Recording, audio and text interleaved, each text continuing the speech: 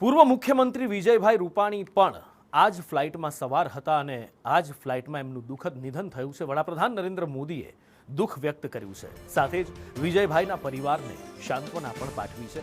વડાપ્રધાને કહ્યું છે કે વિજયભાઈ સાથે વર્ષોથી મારો નાતો રહ્યો છે। વિજયભાઈ સાથેના સંસ્મરણો પણ એમણે વાગોળ્યા હતા અને તેઓ આપણા વચ્ચે નથી એ વાત માનવામાં ન આવતી હોવાનું વડાપ્રધાને કહ્યું છે।